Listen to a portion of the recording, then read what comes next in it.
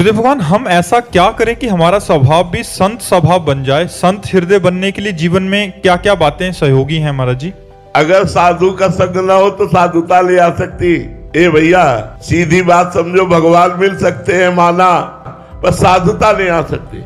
बिना साधु संग के साधुता नहीं आ सकती, भगवान मिल सकते हैं। जैसे चित्रकेतु थोड़ा उपदेश देवर्षि नारद जी और अंगिरा जी के द्वारा मिला तो उसने संकर्षण भगवान की आराधना की और विद्याधर पदवी प्राप्त की। भागवत में कथा है चित्रकेतु की। लेकिन नारद जी और अंगिरा जी के चरणों में बैठकर बराबर सत्संग नहीं किया, मंत्र केवल लिया और साधना की, पदवी प्राप्त की। तो इतनी उद्दंडता, जो आश्चर्य की बात कि वो विमान पर बैठा हुआ जगत गुरु देवाधिदेव भगवान शंकर के समीप जाता है और भगवान शंकर को अपशब्द बोलता है। वो क्या जाने बहिर्मुखता लिए हुए गया तो उसने दो देखे, अम्बा और शिव को दो देखा, दो माना, तो उसने कुछ अपशब्द कहे।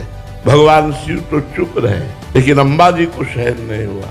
अम्बा जी ने कहा, जिन जगत गुरु के सामने ब्रह्मा और शनकादि बैठकर उपदेश सुनते हैं, उन विमान में चढ़ा तो उनके लिए ऐसे जा असुर भाव को प्राप्त हो। तो वही वृत्तासुर के रूप में प्रकट हुए। अब उनका दिमाग काम किया, भगवान से प्रार्थना करने की अपने भक्तों का संग दीजिए, जिसके कारण आपकी शरणागति अजात पक्षायु मातरम खगा जैसी हो, आपसे प्रियता ऐसे हो जैसे परदेश गए पति में चित्त लगा रहता है, आपका वात्सल्य ऐसे मिले जैसे बछड़ा और गाय का।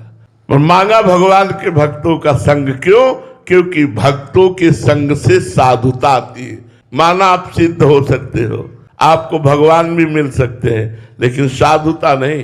साधुता तो साधु के संग से ही आएगी, बिना संतों के संग के साधुता नहीं आती है। पक्की बात है, शास्त्र प्रमाण है इसका।